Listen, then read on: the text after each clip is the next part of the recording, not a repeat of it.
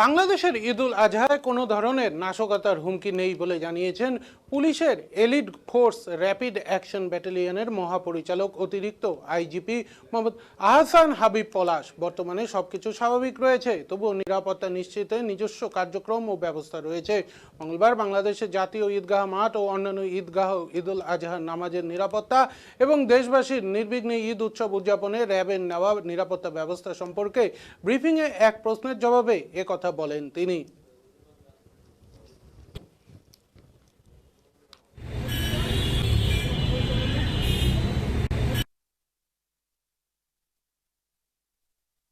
উপলক্ষে আইনশৃঙ্খলা রক্ষাকারী বাহিনীর অন্যান্য আইনশৃঙ্খলা রক্ষা বাহিনীর সাথে র্যাবও ব্যাপক প্রস্তুতি গ্রহণ করেছে।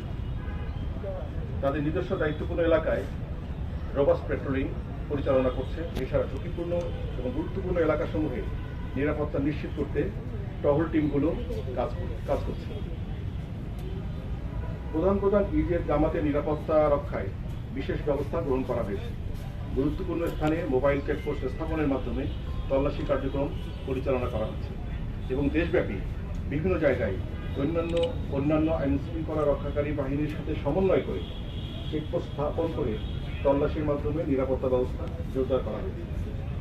বিভিন্ন কালোবাজারি, অসাধু ব্যবসায়ীরা অবৈধ মজুতদারি, দ্রব্যের মূল্য বৃদ্ধি, খাদ্যে ভেজাল সহ নকল দ্রব্য সামগ্রী বাজারজাত করে বাজার পরিস্থিতি যাতে অস্থিতিশীল করতে না পারে সেজন্য র্যাবের গোয়েন্দা নজরদারি অব্যাহত রয়েছে।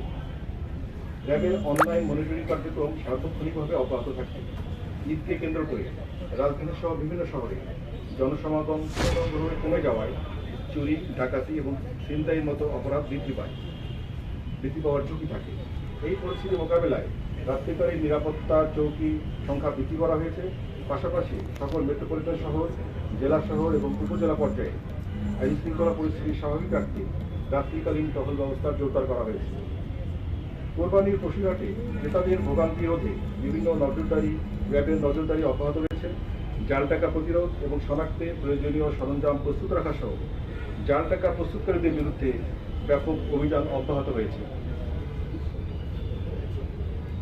দেশের মানুষ নির্বিঘ্নে এবং আনন্দঘন পরিবেশে আত্মীয় স্বজনদের সঙ্গে ঈদ উদযাপন যাতে করতে পারে সেই লক্ষ্যে ঘরমুখো মানুষের নিরাপত্তা নিশ্চিত করতে র্যাব সর্বাত্মক ব্যবস্থা গ্রহণ করেছে।